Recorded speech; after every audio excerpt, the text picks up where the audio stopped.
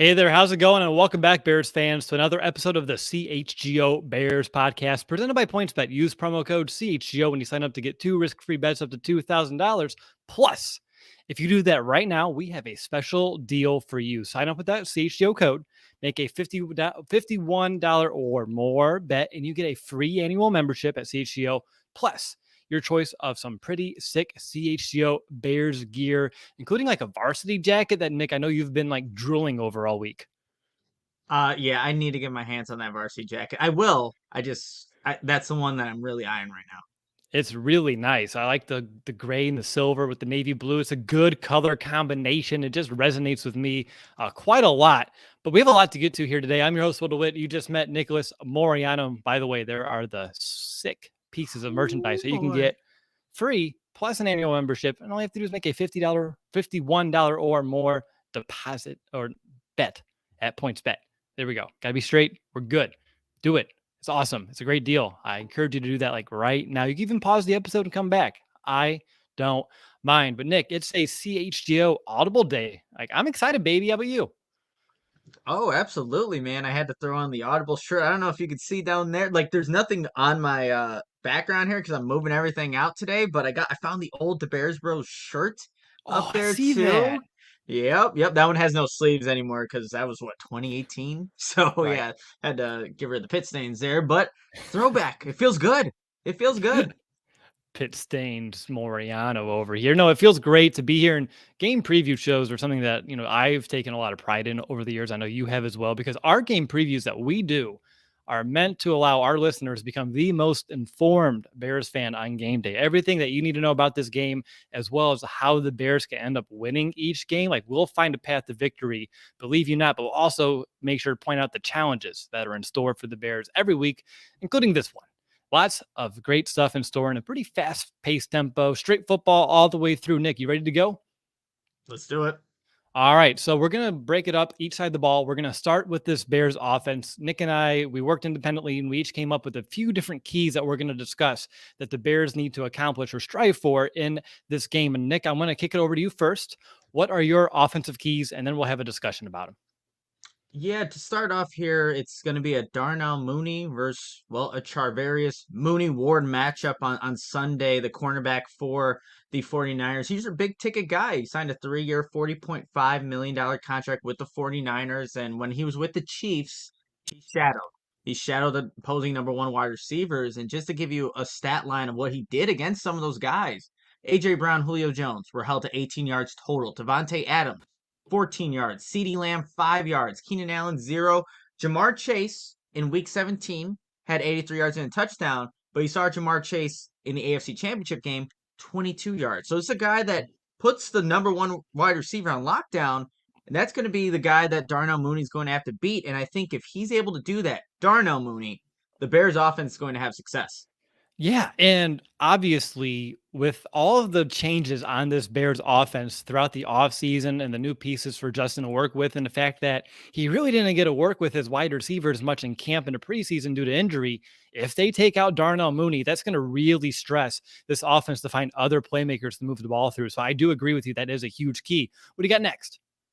Yeah, and I think this is a simple one. And it's probably a key for every single team, but capitalize in the red zone. Let's go back to that week 8 matchup against the 49ers last year. There was some questionable play calling in that game. The Bears call a swing pass to Khalil Herbert on a 3rd down and 6 and lost 6 yards. So there goes one opportunity in the red zone squandered right there.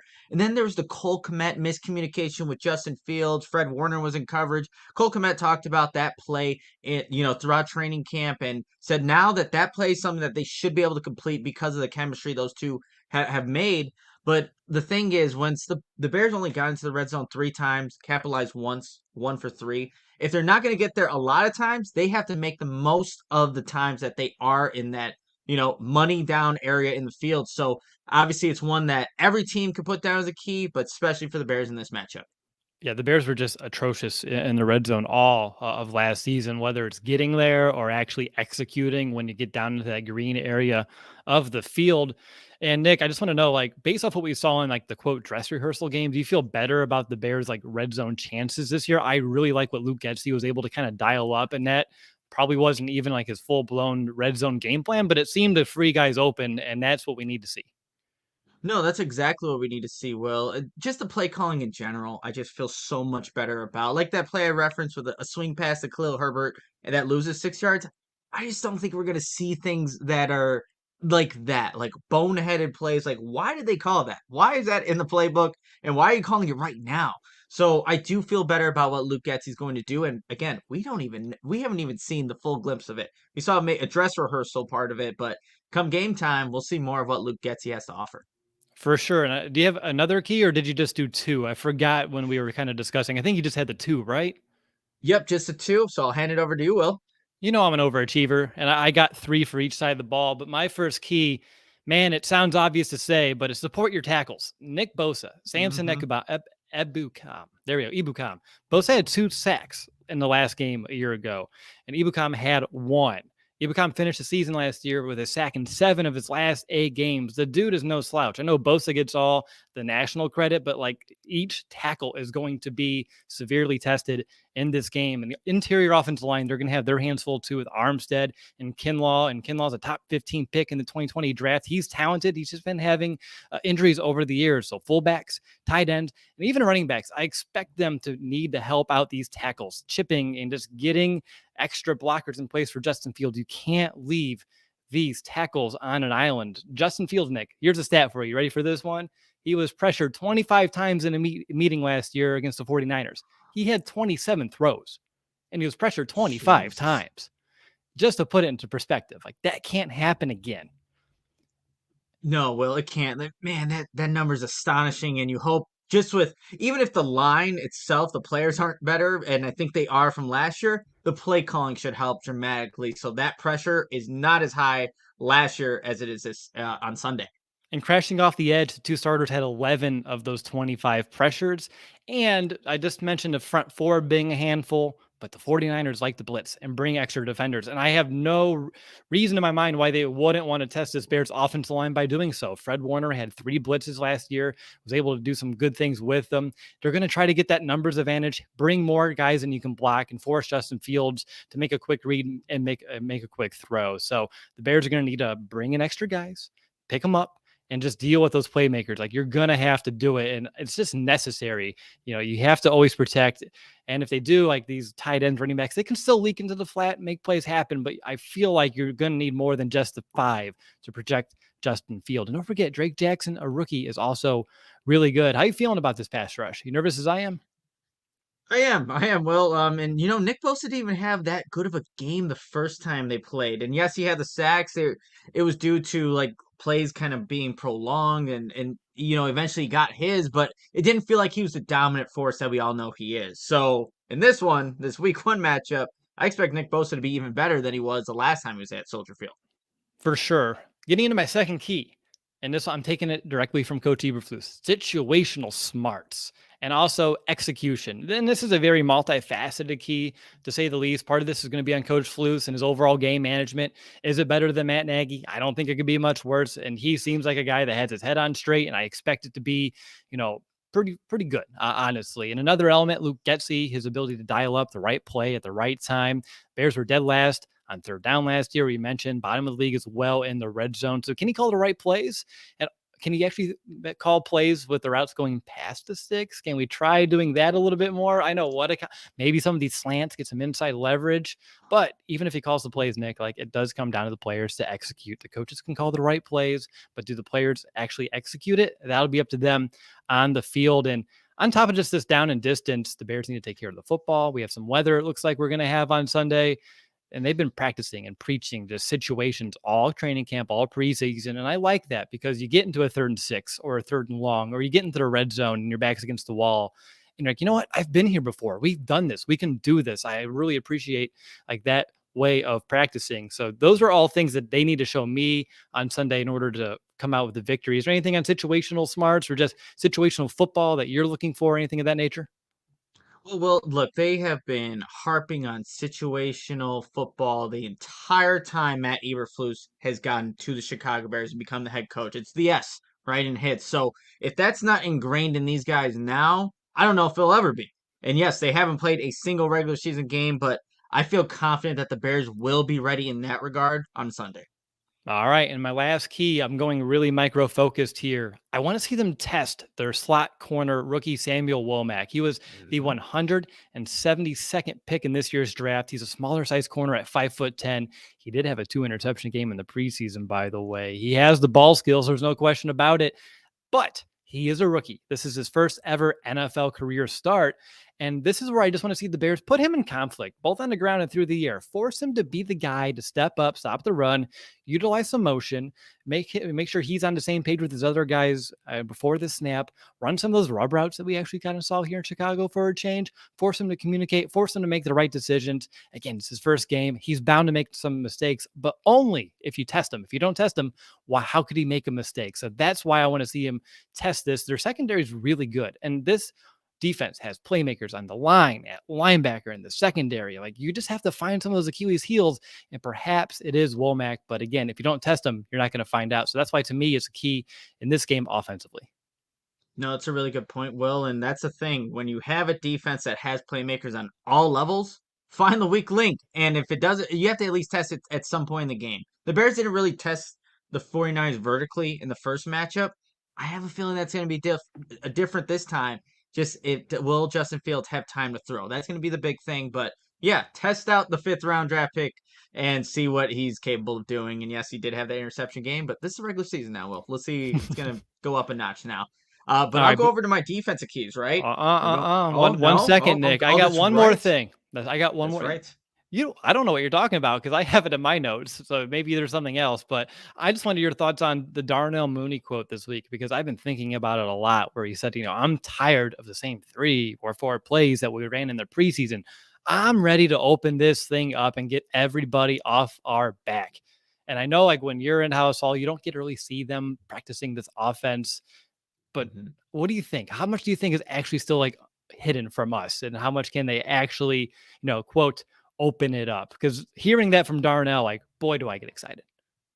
Well, Darnell was also saying, like, in that game against Cleveland Browns where the Bears were scoring points, they were just doing the same play at different sides and just kind of flipping things around. So it's not like it was a completely new open up the offense type of thing. They were running the similar stuff and having success with it. So when it comes to opening it up, like Darnell Mooney is saying, I believe that, there's so much more to this offense than Luke Getsy and that the Bears have showed up to this point. So when he says those things, I truly believe it, because he was smiling too when he was saying those things when I was at that press conference. So I think when we come, maybe it's not all going to come out. That's obviously not going to all come out on Sunday against 49ers. But as this season goes on, we're going to see more and more of what this offense can be if all the execution happens on a given play. But yeah, when it comes to opening up the playbook, yeah, the Bears are definitely going to do that, and it's going to start on Sunday. If that dress rehearsal game was literally the tip of the iceberg, and like 99% of it is still, like, waiting to be unveiled, like I said, excitement is the word that continues to come to mind. What else did you think we had to talk about? Well, I was going to go with the defense, my keys on the Yeah, but defense. then you said, "Oh yeah," so I don't know. Maybe you're just trying to, No, like, oh yeah, appease for me. that point, for the Mooney quote. That's what I was Okay, going. there we Yes. go. I'm sure. All right, let's get over to your defensive keys, Nick. Yeah, just this one's gonna be super simple, but let's see if the Bears can actually make this happen. Make Trey Lance uncomfortable. That's the gonna be such a big component in this game. When you look back to the last matchup between the Bears and 49ers week 8, you know how many times they sacked Jimmy Garoppolo, someone who's not known for being able to extend the play outside the pocket? Zero Mm. times. Jimmy Garoppolo had all day to throw in that week 8 matchup last year. So the Bears need to apply pressure. And Matt Eberflus mentioned that in his presser on Wednesday, and how to challenge a young quarterback. Basically, it's pressure and disguise, and you don't even have to get too confusing with disguise, because they are young quarterbacks to where you don't need to outthink yourself, but find ways to apply pressure. We've seen the DBs for the Bears, specifically the rookies, Kyler Gordon, Jaquan Brisker, play up towards the line of scrimmage and come off the edge. Maybe that's a way that you can get a guy like Trey Lance, who obviously hasn't seen everything up to this point, has limited game action. This will be obviously a big opportunity for him, but this would be the game where you can get a little creative. You can bring some pressure, and it just needs to be so much more than what happened last season. because, like I said, Jimmy Garoppolo had all freaking day to throw. And if that's the case for even a guy like Trey Lance, you're gonna get some points from the 49ers. They had 7 straight drives, Will, that ended in points last season. Yeah. Or in that last matchup, which is unacceptable. And if that happens in this game, it's not gonna be good. I Going remember to this. yeah. Hold on. I remember some plays where like you have Jimmy G like just standing in the pocket, like one guy would kind of come at him and he'd just be able to move to his left, move to his right, dance around. It was like you said, it wasn't good. I also remember those 2 touchdowns he ran for inside like the 10. Like that was frustrating. He's not that fast. Like that shouldn't have happened. But one note about getting after Trey Lance, because this is a great key by you. And I just want to give a little extra context too, because I was watching Trey Lance's preseason and I did notice that he got some happy feet with any sort of pressure coming down in the pocket. I thought that inexperience was on full display, whether it be throwing off his back foot, throwing while moving backwards, and most importantly, Nick, he drops his eyes and he's like, oh crap. And he looks at the pressure instead of keeping his eyes downfield towards receivers. We saw that from Justin a little bit last year. We know that that can lead to some mistakes. So again, a really good key, that lack of experience, and also perhaps not being completely confident too, is a good combo for a defense to take advantage of. But the thing is too, like they have to do it. Just like I talked about, the players have to execute an offense. Same thing on defense. Like if you don't get any pressure, like he could probably pick you apart, but you have to get there. You have to hit home and force him to beat you. I think that's a great key. You know, one last thing too. If you go back to the 3rd preseason game against the Houston Texans, that defense is going to look a lot like what the Bears are running schematically, with Lovie Smith being in charge of the Houston Texans. And they were giving Trey Lance some fits there. There were some times where you mentioned like drops the eyes, incomplete passes, maybe happy feet. Hey, he's going to play a similar defense on Sunday. So let's see if that factors into how Trey Lance plays. Second key, limit the explosive plays. When, again, I keep going back to week 8, I keep seeing, if this can replicate for this matchup. But there's a 50-yard reception. Again, Deebo Samuel with 25 seconds left before halftime. That big play led to a field goal right before the end of halftime. Then, right at the start of the 3rd quarter, the 49ers' first possession in the second half, an 84-yard reception on a 3rd and 19, 3rd and 20 play to Deebo. Absolutely turned the game when you have something like that happen. That drive ended in one of those Jimmy Garoppolo touchdowns that you mentioned there, Will. And then Elijah Mitchell, too. He had several big runs in the second half, including a 39-yarder. So this is it's going to be a key for any defense, but you got to limit the explosives. And if the 49ers are able to replicate any of that type of production, then it's going to be a long day for the Bears defense. They could be playing solid defense. They give up one of those, and then it changes the whole game on its, just turns the entire game. So limit the explosive plays. However you do it, you just got to find a way. Yep, your key leads perfectly into like my first 2 keys on defense, and that is don't give up anything easy on the ground, and also limit the yards after catch and after contact. They need to make those tackles. I'll give a little context into those here real quick. So I read this amazing book from our friend Bobby Peters, by the way. I forgot he gave it to me at the combine, and I was looking at like my books. I'm like, wait a minute, why haven't I read this yet? It's a perfect way to understand. So if you can't see on the screen, it's game planning with the 2021 San Francisco 49ers. He goes game by game, expressing their concepts, and then you can go back and like watch the games like on Game Pass and then figure some things out. And I noticed that they really got the Bears with these called Zorro plays, where they take a running back or a tight end from the opposite of the formation right before the snap, move them to the same side as Kittle. So you have 2 lead blockers in their outside zone, and it just really allowed them to eat against the Bears on the outside. So for me, I'm looking at Kyler Gordon when he's at nickel. I'm looking at Matthew Adams when he's at Sam backer to hold their ground, force that play inside, and that's going to be huge for the Bears if they want to limit that ground attack. So you mentioned Elijah Mitchell. He had 137 yards on 18 carries last year. You just, with the rainy forecast too, and they may have to lean on the ground game a bit more, you really want to make sure you do that. And a good ground game is a inexperienced quarterback's best friend. Don't allow him to have a best friend in this game. Please don't. Like, that's the last thing you need to do defensively. And then you mentioned the big play from Deebo. I don't know if you rewatched it, but it was, he caught that ball 5 yards behind the line of scrimmage. Then there was 2 tackles missed before he'd reached the line of scrimmage. There was another 2 tackles missed before he got 10 yards downfield, and then he was off to the races. And then DeAndre Houston Carson, I love that hustle and that effort play by him to stick it. And again, 84 yards down the field, he made that tackle, but it should have happened 5 yards behind the line of scrimmage. So that's one example. And another one, just from a statistical context, Elijah Mitchell, he had 7.5 yards after contact on his 18 attempts last year. That's absolutely absurd. So the Bears have a few different player makers that they're going to have to account for. Debo and Ayuk, they're going to beat you with speed and elusiveness.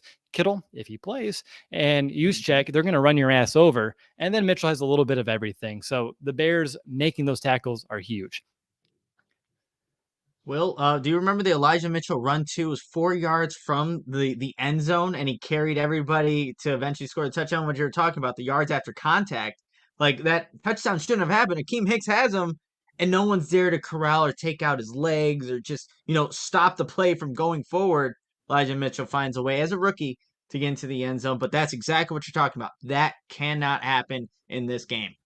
One last key on defense, and then we'll move on, is generate takeaways. We've been hearing it for 8 long months. Takeaways, takeaways, takeaways. It's time to put those words into action. The Bears had 0 takeaways in last year's matchup.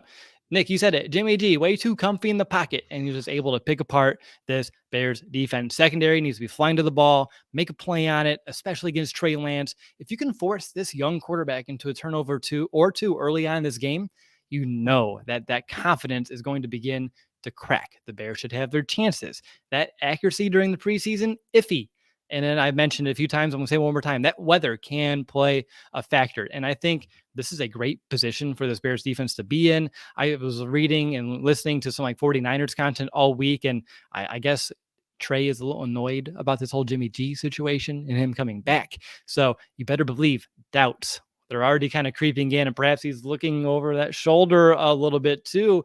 And they announced team captains, and he was not one of them. So those are all things that are going on Trey Lance's mind right now. Let's make him pay. If he's not going to be fully focused, it's a great time. So Kyle Shanahan's offense too, one last stat, in his season openers as a head coach, they averaged 2 turnovers per game in the week 1 of the regular season. So it's time to feast, Bears defense. It really is. Anything else on this Bears defense before we talk about some points bet? No, let's get to the points bet, Will. We got a lot of content here, so let's keep it going. Yes, sir. PointsBet Sportsbook is counting down the days until football season with a new offer every day until the season kicks off. From now until September 8th, that's today. This is now. So if you're listening right now, PointsBet Power Hour will unlock a new offer from 12 to 1 p.m. Central. That's right now. You have a half hour to partake in this. So sign up for PointsBet now using the code CHGO and also get a risk-free bet up to $2,000. And I mentioned earlier, you make a bet of $51 or more, you can get a free membership to CHGO and some of that awesome merchandise that we're talking about, including the jacket that Nick has been just fiending over all week long. So don't miss on your chance to get daily access to free bets, boosted odds, and so much more literally for the next 30 minutes. Download the PointsBet app today, use that code CHGO, and take advantage of this limited time offer. And again, if you're listening to this after the fact, the best offer right now, I believe, is that $51 more bet. Use that code CHGO when you sign up, get that membership, get that merchandise. So don't just bet, live your bet life with PointsBet. If you or someone that you know has a gambling problem and wants help, call 1-800-GAMBLER for crisis counseling and referral services. All right, everybody, I got to tell you about 5-Iron Golf. The nation's leading indoor golf and entertainment experience now has 3 locations in Chicago, River North, The Loop, and Lincoln Park. 5-Iron features the good vibes of golf, neon lights, and street art centered around TrackMan simulators, world-class instruction, custom club fitting, and a full bar and a restaurant. What else do you need? Just go check out 5-Iron right now. You don't even have to listen to the rest of this ad read, but I'll tell you it anyway. Making this a one-of-a-kind experience for golfers and non-golfers alike. I'd fit into the second category. Play around, take a lesson, join the league, or spice up your next date night. So that could be a fun thing too. And all you have to do, go to 5irongolf.com. Again, that's 5irongolf.com to check it out. Fall leagues kick off on September 12th, and listeners can get 30% off their registration fees with the promo code CHGO30 at 5irongolf.com/leagues. You can join as a team or as a free agent. Good stuff there, Nick. And yeah, you are, I think inexperienced is a kind word, but I know you want to get out there and you want to figure it out. We've been talking about it for years, and don't worry. Even if you picked up a club today, you may be a little bit better than me. My neighbor invited me for a golf scramble for a fundraiser for his church as his fourth person. And I told him that's fine, but please understand what you're getting yourself into.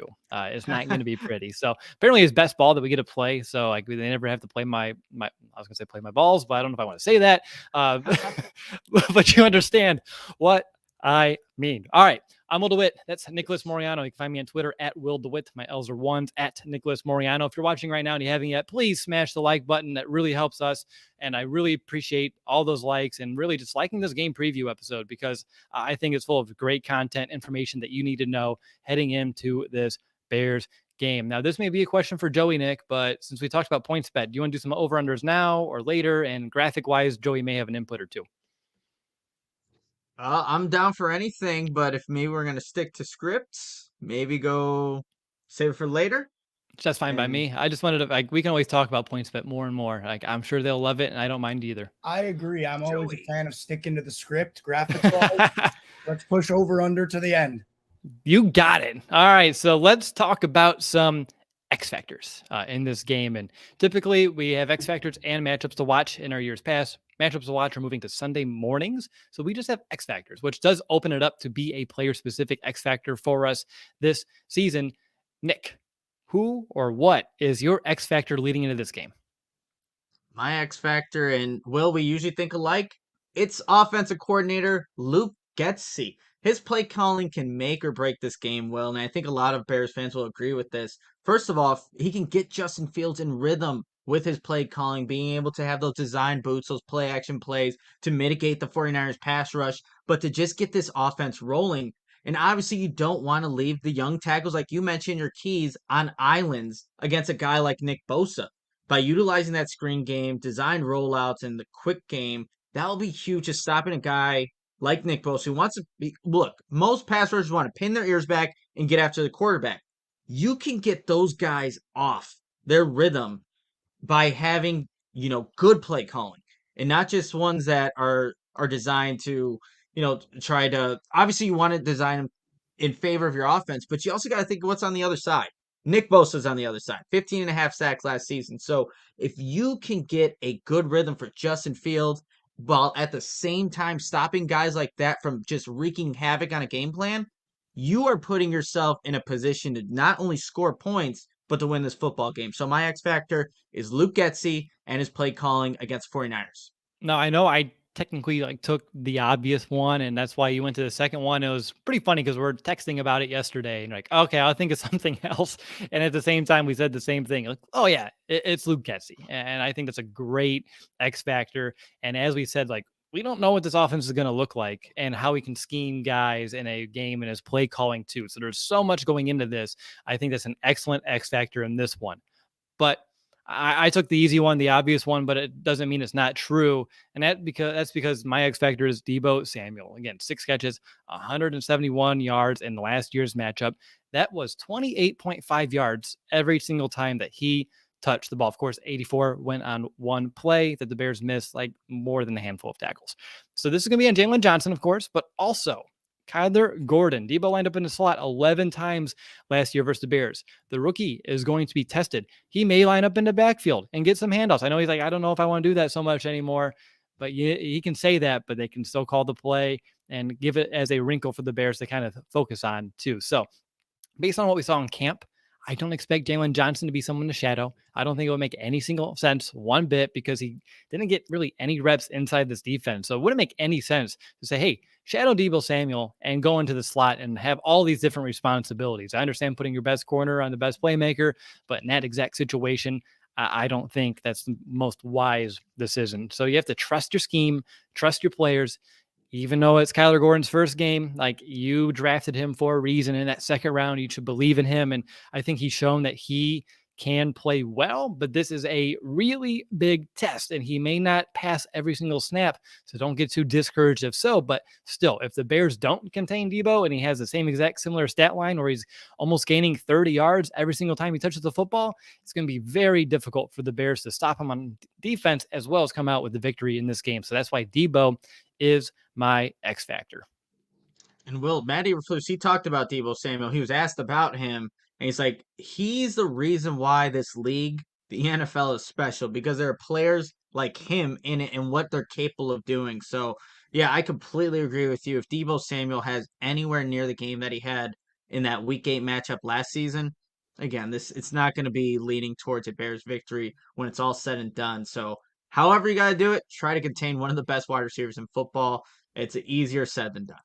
Yep. And on top of that, too, I don't know if they'll flip sides or not, but Kindle Vildor may be in the mix here. Like, it's just going to be like, they're going to put them all around this field. So it's really just this defense in general, but I wanted to highlight a few players. All right, Nick, let's find out who has the edge. And I'm happy to bring this segment back. And I'm going to kick it to you, man. Bears passing attack that we have no idea what it actually looks like yet versus that 49ers pass defense. Pass defense, again, that's secondary, that's pass rush, that's everything included in terms of like actually defending the pass.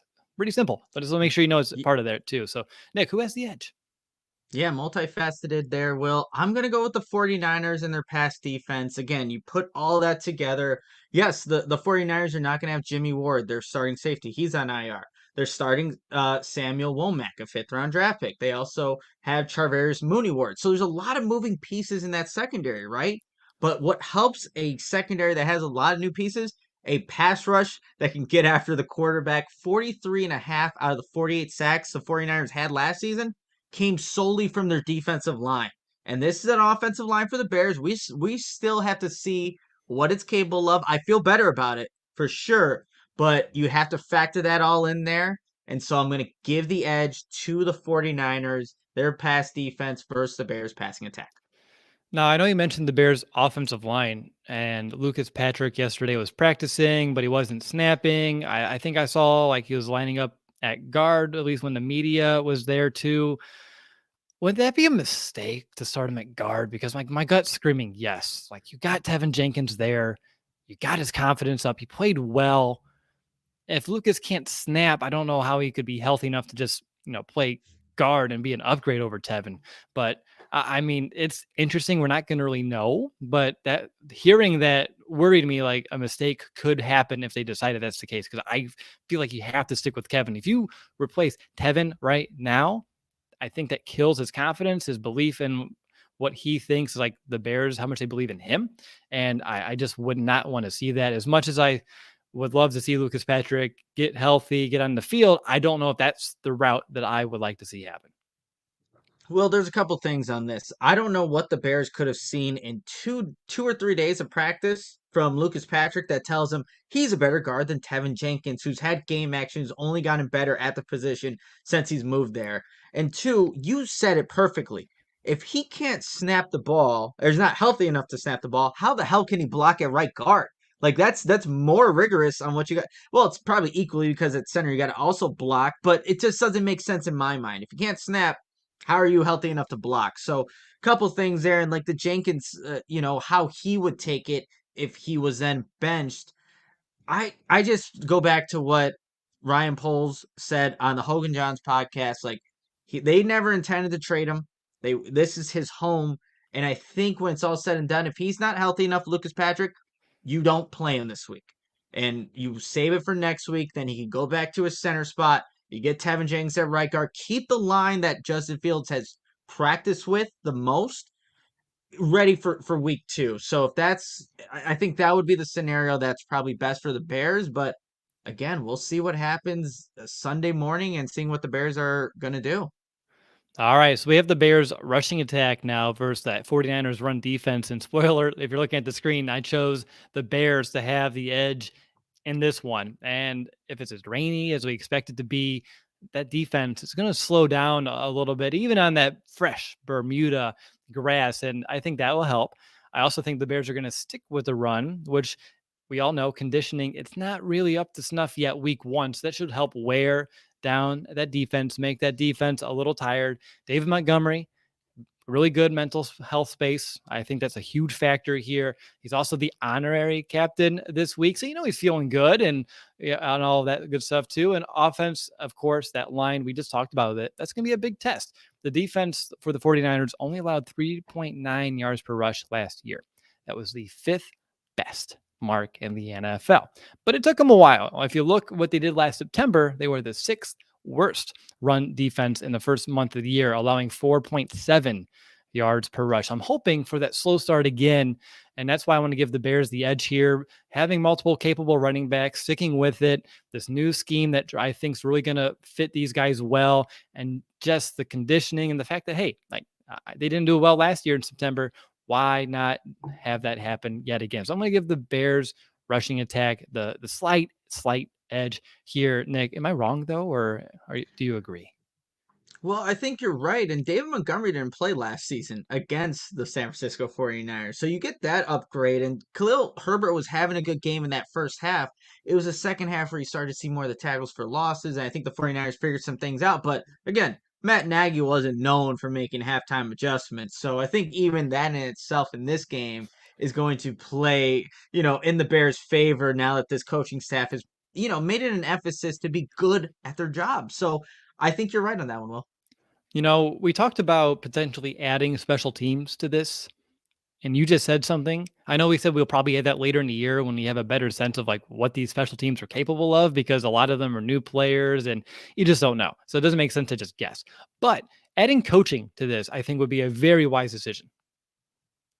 I think that's a bit. It's going to be huge for the Bears to see. We will see games that the Bears should have won last year.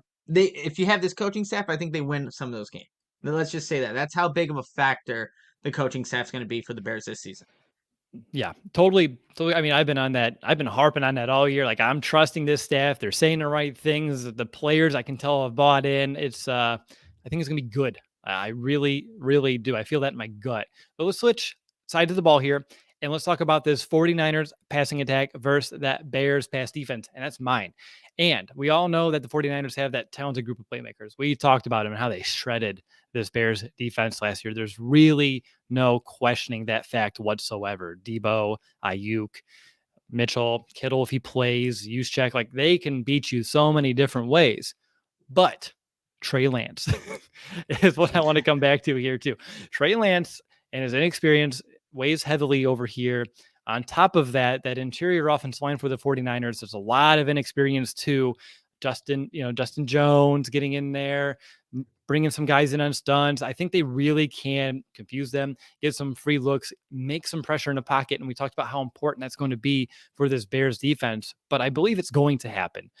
And on top of that too, I just really feel like this Bears defense is going to be very aggressive, playing the ball, that secondary well. Their positioning should be improved from last year. This is a completely different scheme. So it is hard to compare what the 49ers did against the team last year and what to expect this year, because you're playing two totally different defenses, not just players on the field, but the entire principles and philosophies behind it. But I am a believer that this defense will work, and it will be enough to slow down Trey Lance, at least enough to give him the edge. And if they have 1 or 2 interceptions and Trey struggles to punch it into the end zone, obviously the Bears won that matchup. So I'm going to give the Bears the edge here. Thoughts? No, it's all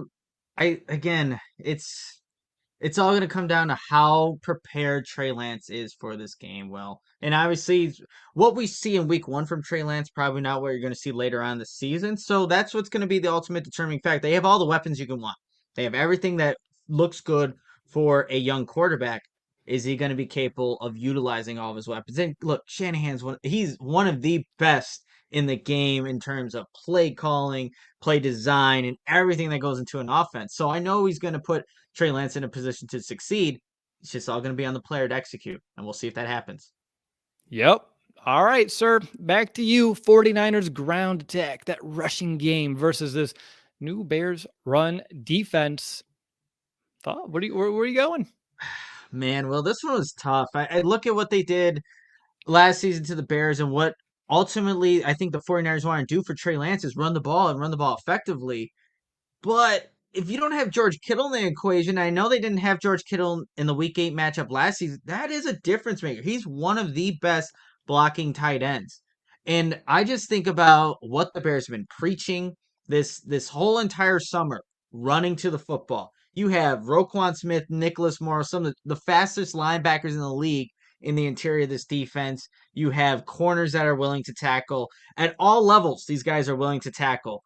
So even though the 49ers did do some good things on the ground against the Bears last season, and they will probably have some success in this game, I'm still giving the edge to the Bears in this regard, that they're going to be able to at least mitigate the total damage, I guess, that the 49ers will be able to do. When it's all said and done, you'll look at it like, okay, the Bears did enough to kind of stop the 49ers ground attack. So I'm going to give the edge to the Bears here. There's a lot of unknowns, right? This is the first time we're actually seeing this defense in full force, with all the playmakers on it in a regular season game.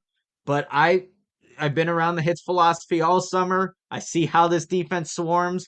I'm sure that'll play dividends in how they play in this week 1 matchup. As long as they tackle better, play their assignments, it will be better. It really will be. You said it. Hits principle. Are you bought in? Like, have you bought into that, being around it all summer? Like, just curious. Yeah, I think it's real. Like, I know maybe in the beginning, like, all right, hits philosophy. Yeah, let's see the acronym. But every player talks about it. They're scared to see their name on the freaking board the next day after a game. Like, oh shit, I got a loaf. Oh no. Like, they're legit. So they want to impress their coaches. The way to do that, go out and play full effort, make your stops, read your keys, make plays, and don't have any loafs. So I think, yeah, I definitely do believe in it after being around it for so long now. I love to hear that. That's music to my ears, because I bought into it. But we all know, like, I'm apparently corny, Will, and so I will buy into things that have acronyms quicker than most. But that was who has the edge. Unless you want to just actually screw it, we're doing it. Coaching, who has the edge? 49ers or Bears? I feel like you have to lean 49ers until the Bears prove otherwise, at least right now. It's only week 1, and I have already mentioned I'm a very huge fan of this coaching staff, and I believe they are the right group of guys to lead this team and make them a better ball club. But Kyle Shanahan has also proven that he's one of the best coaches in the league, and it's really hard to say the Bears are better, at least right now. I'm right there with you, Will. When you have a staff that's obviously that has a guy like Kyle Shanahan, it's tough to just give it to the Bears, and they have to prove it too. But I really like what this coaching staff has done from top to bottom, all levels, all facets of what this Bears organization is slowly becoming. So I'll give it to the 49ers for now. All right. Now, if I'm sticking to script, now I do over-unders, right? Yes. Perfect. Making sure I did put a note that says maybe we do it first, but I'm just saying it is there. All right. Justin Fields, over under 205.5 yards passing. All these come via points bet, by the way. So that way you can partake in these if you want to. The over is at -110 and the under is at -121. They really don't know what's going to happen with Justin here, it seems like. But does he go over or under 205.5? Oh man, that one's tough, because I think he's really going to utilize his legs in this one too, like he did in the first matchup, over 100 yards on the ground rushing for Justin Fields. So 205.5, I'm going to go under that, Will. I don't know if that's crazy, because again, it doesn't seem like the highest number, but I'm going under the 205.5. Okay, I'm going to take the over. I have some stats about it in another segment later on that I don't want to give away just yet, but stay tuned for some reasons why I believe Justin can go over 205.5 yards passing. All right, David Montgomery, over under 55.5 yards rushing. The over is at +100. The under is at -131. I feel like this is like an easy, obvious one, right? Yeah, I mean, I'm taking the over for David Montgomery. Again, the Bears are going to run the football, and he's actually going to be a part of it, like he wasn't last season, so against the 49ers. So I'm taking the over on this one. I think Herbert had 70 some odd yards rushing last year against this defense. So I feel, man, +100. I would be putting that all day long. I was baffled when I saw that one. All right. Darnell Mooney, over under 55.5, same number, yards receiving, -105 and -125. This one gets tricky. This one gets tricky. He had 6 receptions for 64 yards in that first matchup. That was with Matt Nagy calling plays, and I guess whatever the combination of what they were doing over there. But I'm over that too. Darnell Mooney is the Bears' number one, and I talked to him in the locker room yesterday about the Travarius Mooney Ward matchup, and he's like, it's like playing chess, and he's always gathering intel on these guys, and then he ended like the conversation with me. He's like, and guess what? I'm pretty good at chess. I'm like, oh shit, Darnell, let's go. All right, okay. And he also said too, he hasn't played anybody in the locker room with chess. He doesn't know if anyone can play, but he's always down. So any Bears players that may be listening to this, Darnell's down to play some chess. Dang. I mean, I like how he phrased it, set it up, and then spiked it right there. Darnell has really impressed me all off season long with just his continued, just almost like, the high aspirations and just the deep burning desire to be great and his strong belief that he will be. And those are two keys that really can allow anyone to ascend to any degree in which they desire. And I know this coaching staff is not putting a ceiling on any single player. And I think Darnell Mooney feels the same exact way about himself. I'm taking the over. Justin has to throw somewhere, and that's the player that he has the most experience with in a game situation. So you may lean on him a little heavily in this game. All right, a couple of 49ers players. So pretty much we're talking about this Bears defense in this regard. Trey Lance over under 215.5 yards passing. So they set the line 10 yards more or higher than Justin. So that's minus 105 and minus 125. I'm taking the under on that. Unless they get those explosive plays that we've been kind of talking about, Will, I don't see him getting over the 215. Again, they're probably going to lean heavily on the run game, so under for Trey Lance. Same, simple enough. Deebo Samuel over under 50.5 yards receiving. What a crazy low line for a guy that had 180 some odd yards receiving against this exact team a year ago. But that's at minus 105 and minus 125. What are your thoughts? Are you going to contain Deebo to less than 50 yards? Look, I think he could get that in a game, Will, and still be a good game for the Bears if he gets over. So I'm going to take the over on this one for Deebo. It's not going to be the 180 that he had last season, but yeah, it seems like a very low benchmark for a guy of his caliber. It does, and that's why I would say over 2. And I'm sure there are people who have him as fantasy team like, hey, I'll take some points as long as the Bears still win. I would love for the Bears to shut him out regardless, even if he was on my fantasy team, but I do know there are some people who think along those lines. All right, we have some great things coming up for you. We're going to predict who's going to be the most valuable Bear, give some bold predictions, tell you who we think is going to win this game and how confident we are in the Bears' ability to pull out this victory. But before we do, Nick, you have one more message that we need to share. Yeah, Chicago, you've already got the best coverage for your favorite team, so get fitted for the best sports gear around. FOCO, F-O-C-O, it's got you covered from Soldier Field to the front room, north or south side with hoodies, slippers, signs, bobbleheads, and everything in between. Get decked out like DeMar with apparel from the leader in sports merch and collectibles, FOCO. Looking for the perfect gift for the football fan in your life? Football's here, you guys. We have Rams, we have Bills later tonight. Cannot wait. So you got to check out FOCO and what they have.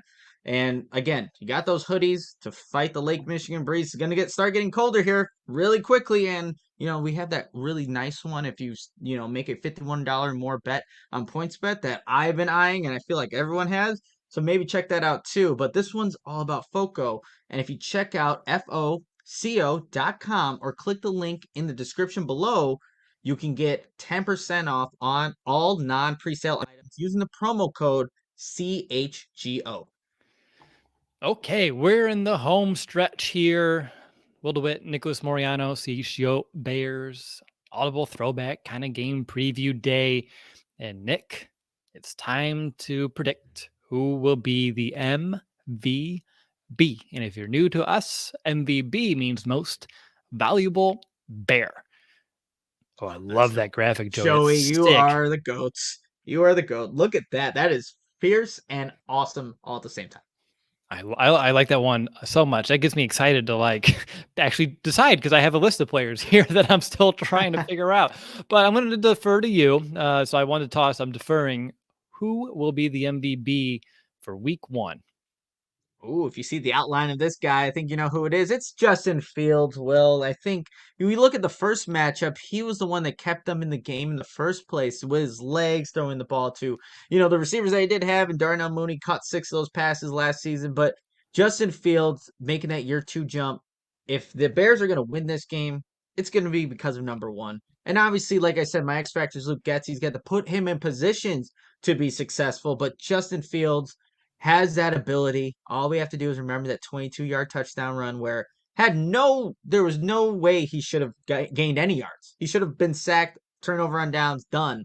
But Justin Fields can make dynamic, game-changing plays, and I think he'll be the MVP when it's all said and done. Joey making graphics that are making people already want to put that on their body in permanent ink. That is tremendous. That's like high praise. Like, it couldn't get any higher. I'll add it somewhere, maybe eventually here. I'm going to go defense. Go ahead, Joey. For me, that's a first for me. So thank you, Tragon. Now, send him a photo when you get that done, and maybe he'll autograph it, and he can also add the autograph underneath. I know people do that for some players. That would be interesting. All right, I'm going to go defense because you want offense, and I'm thinking outside the box. Like, you can say, ooh, Robert Quinn, Roquan Smith. Like, those are obvious ones. I'm going to give it to a player that hasn't even played an official down yet in the league, and I'm going to say it's Jaquan Brisker. Because in camp, in preseason, all that dude did was make plays, whether it be on the ball, whether it be making just big pass breakups or getting in on the run game. Like, this guy is all over. He's going to be playing in the box. He's going to be playing deep. They're going to line him up mano on some of these guys. Like, he's going to be tested. They're going to try to test these rookies, both Gordon and Brisker. But it's been Brisker who's been making these plays. And we talked about the importance of turnovers. I feel like if someone's going to make a turnover, or at least make a play that leads to a turnover, Jaquan Brisker's right there. Remember the drive in the preseason that he had like a 3-and-out, or like a whole series that's got stopped because Jaquan Brisker made like 3 plays in a row. Like, I expect him to play at a very high level and surprise some folks. And I'm going to say he plays so well. He is the MVP at the end of the game. Does that surprise you? It doesn't surprise me. Well, I know you like Jaquan Brisker, and he flashed in the preseason. Well, he flashed in training camp. Now this is a regular season game. I know he's going to be so ready for this moment. So I like it. If he can play that well in his first game in the NFL, man, the league better watch out. Watch out for Jaquan Brisker. I'm feeling brisky. Can that be a thing? You can make it a thing. I definitely know I can do it. All right. Let's get some bold predictions. And, this is where, again, I'm going to emphasize it's a bold prediction. It's not just like, hey, this is going to happen. That's a not so bold prediction. And maybe we'll do one of those. I don't know. We can always make one up. All right, Nick, I'm going to go first because I've been kicking it over to you a lot. And I need to change the order a little bit. Getting in this hosting chair, I have a little rust that I'm knocking off. But give me a few weeks and we'll be there. Justin Fields. Okay, where's this going? He becomes the first Bears quarterback since Jay Cutler in 2014 to throw for 300 yards in a season opener. Now, why would I think that's possible? And this is where some of the stats I mentioned earlier. 2 of Justin's final 3 games last year, he had 291 and 285 knocking on the door. But again, like, it's a very low bar in Chicago. Since 2014, since Jay did it, the Bears have only thrown for 214 or less every single year in week 1. Nick, your face says it all. It's this time for a change. I believe in Justin. I believe in Luke Getsy. I believe in this team. And why not make this a bold prediction that if it comes true, the whole city is going to be just buzzing with excitement. So that's my bold prediction here for week 1. Where are you at? Oh, I like it, Will. Starting off hot. That is a awesome bold prediction and some homework involved in it as well. And if you're in the comments here listening to this podcast, put down your bold prediction. Let's see what you guys got. If you can top Will's here. Again, it's not out of the realm of possibility, but it was just a really good bold prediction by Will there. I have my bold prediction also revolving around the offense, specifically with Darnell Mooney. He will be the leading receiver in the entire game. A career high in receptions and yards happened in the last game in 2021 against Minnesota, and his stat line was 12 receptions for 126 yards. Did that with Andy Dalton. All right, Andy Dalton throwing him the ball against the Minnesota Vikings. I don't think he breaks the reception total, but I think he gets more yards in this game. I'm going bold. I'm putting him at 145 receiving yards. And again, the 49ers have different corners now. They played off of him in that last matchup. It was obviously Justin Fields in year one. That offense with Nagy, broken, garbage, not here anymore. You have Luke Getsy. So Darnell Mooney starts off hot and breaks his career high in receiving total in the first game with Luke Getsy at 145.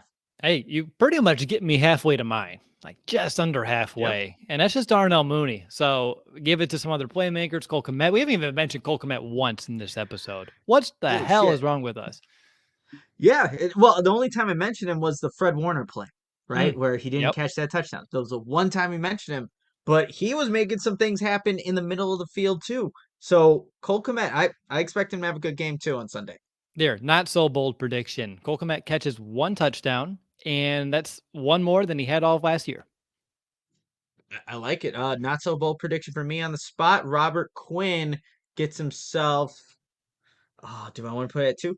Yeah, not so bold. 2 sacks. I mean, he had 19.5 last season. So you're going against an inexperienced rookie quarterback that has happy feet. Robert Quinn, feast. And he's a captain. He's a captain, yeah. I can't wait to see the C on the jersey, by the way. Yeah, I'm just happy about how the whole captain situation is not going to switch and alternate every other week and give it to players that are not so deserving. So I like the way that Matt Eberflus is kind of approaching that. Yeah, like I was always a big fan of the captain patch. Actually, I bought a Stitch Jay Cutler jersey in high school, and on eBay I found a Bears captain patch and had my grandma sew it on the jersey for me. So I thought that was pretty neat. I find that jersey. It's somewhere in this garage. That would be a fun throwback to break out here this year. All right, Nick. It all boils down to this. We've been talking for 55 or so minutes, and we've talked about all the ways the Bears can win this game, what they need to do in order to accomplish that. But do you actually think it's going to happen? Who wins and why? All right, don't hate me. I'm going with the San Francisco 49ers week 1. You know, when we did our season predictions, I had the 49ers winning it initially. Oh, see, Will, I get it. If everyone else wants to leave, I come back for Will at least. But I had them losing that time. We just redid it in the season predictions, and I still had the Bears losing this one. But I have it a 23-20 game where it's gonna come down at the very end. It's not gonna feel like the 49ers are just the better team. It's gonna feel like a dogfight for them to be a 3-point winner. And again, I think you look at both rosters right now, you compare the rosters, the 49ers have more talent. And once, maybe if they were to play later on in the season, it'd be different. But for week 1, that pass rush against, this young offensive line, especially the tackles, I think I lean towards the 49ers, but I don't see this game being a blowout. If that happens, I'd be very surprised, to be completely honest. I know a lot of people are just, the Bears are going to be picking in the top 5 in the draft, stuff like that. I don't think that's the case. So I had the 49ers 23-20. Hey, way to stick to your guns, honestly, because your general demeanor throughout this episode was making me wonder if you changed your mind, but you didn't. But I appreciate you. I hate the C word. I hate conviction now. They ruined it for me. But I appreciate you, having an opinion, sticking with it, and believing in what you think is going to happen, even if it's wrong. I understand. It's not that big of a deal. I have the Bears winning. Everyone knows that. And I don't do that every game. Just letting you know. But I feel confident in this week 1 upset for the Bears. I have them winning 24-20. I mentioned it. 49ers in week 1 under Shanahan, 2 turnovers a game. If the Bears can do that and score off of them, I mean, that's the difference, like right there. This is also a disciplined football team. We learned in the preseason, very low number of penalties in the season openers the last few years, 7.2 penalties for the 49ers on average. So if the Bears are playing discipline, 49ers shoot themselves in the foot, and they have those turnovers, again, like that really just increases the Bears' chances of winning like tenfold. Lovie Smith used to talk about that all the time, about you get 1 takeaway or your chances go up whatever percent. You get 2, they skyrocket to this. And I forget the exact numbers. I was just a kid, but I still remember him talking about the importance of them. And I'm glad that it's being preached in building, and I do expect it to come to fruition on the field. I just think this Bears defense will be a test for Trey Lance.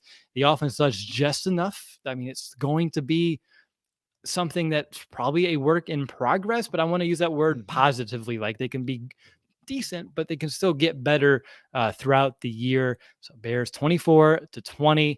I went on a whole rant why I think the Bears can win. I said 11 games last week, but this is a little bit more in the realm of realistic, and that's why I think the Bears can win this game. So over to our confidence meters. Obviously, you had the Bears losing. I had the Bears winning, so our confidence should be in slightly, totally different areas of this scale that Joey came up with. Nick, where's your number? I'm at 4.8, Will. And you know what? I think if I could redo it, it'd probably be closer to a 5 because, again, I had it as a close game, and we talked about how all the ways the Bears could win it. And so I think, like I said, because of the matchup with this pass rush, that's why, again, I had the Bears losing. But there are ways that Bears can realistically win this football game. I know the 49ers have Super Bowl aspirations, and it's kind of tough to have that with a quarterback that hasn't played, but that seems to be the narrative at this point. But a 4.8, and like I said, there are ways for the Bears to come out with a victory in week 1. I just don't have it playing out that way. I see a comment here from Gregory saying that the 49ers are going to run 35 or more plays. Maybe. Weather, inexperienced quarterback, put it on the ground. But hey, that football's slick. This Bears defense, we talked about, going at these interceptions, because that's the fun one. But they've been ripping at this football. They've been attacking the football in every single practice, going after it in these preseason games. So even if they stick to the ground game, I feel confident that one mistake is going to be enough, and it's going to happen. Wet football, wet conditions, and this defense aggressively trying to strip this football out. Good things should happen if that ends up being the case. Now, my confidence meter, I have them winning, but am I all the way confident? Not so much. My number is at 6.5 up on that meter. So, not too much ahead of you, but until I see what this Bears team's about in the regular season, it's hard for me to, put that needle into that red zone on the scale that Joey made right here. So 6.5 for now. But we talked about all through this episode, there are really good paths to victory. It's just a matter of the Bears executing on both sides of the ball as well as special teams. And at the end of the day, the 49ers, I think they have more talent, and I think their coaching is good. But can the Bears play with a lot of discipline, hustle, intensity, smarts, takeaways? If they can do that, they can end up winning this football game. I know it sounds familiar, doesn't it? But if they actually adhere to it, embody it, I think they can win. Any final thoughts before we wrap up? No, well, but it felt good to be back. Doing the preview show, Audible. If you've been following us for years now, it's a staple on the show, and it's going to continue to be with the CHGO Bears podcast. But it felt good to get in the swing of things, break it all down, top to bottom, and there you go. Now all you have to do is listen to this podcast before Sunday. You'll be prepared for game day, and that's the whole goal of this. Have some fun along the way, and yeah, it felt good just to be back. If you watch this whole episode or most of it or just 2 minutes of it, but you're listening to my voice right now and you're watching on YouTube and you haven't liked this video, please do it. It really means a lot to me to see that thumb up number go up.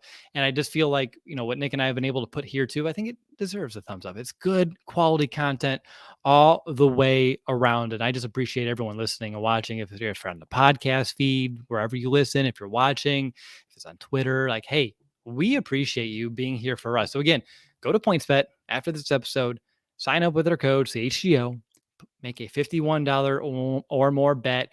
Heck, if you're what do I want to even bet on? Bet on the Bears to win more than 6 games, and then you double your money. I would do that right now. You double your money, you get a free membership, and you get a free piece of awesome merchandise, whether it be a crew sweatshirt, that varsity jacket, or that QB1 shirt. It's just a win-win-win situation. And in life, you don't get many of those. So take advantage of it while you can. So Nick and I, we're going to Soldier Field on Sunday. We're going to give you some reports from the field. We'll join the post-game show too. And I think Nick and I are working on some extra content that we're going to collab on together because we know you guys, you like the duo. And I love working with Nick. And I think he knows that too. So tomorrow there'll be another show with, I don't even know who's on tomorrow's show. So just tomorrow's another show. Figure it out, hop on, enjoy more CHGO Bears content, but we'll see you on Sunday. And until then, bear down, Chicago.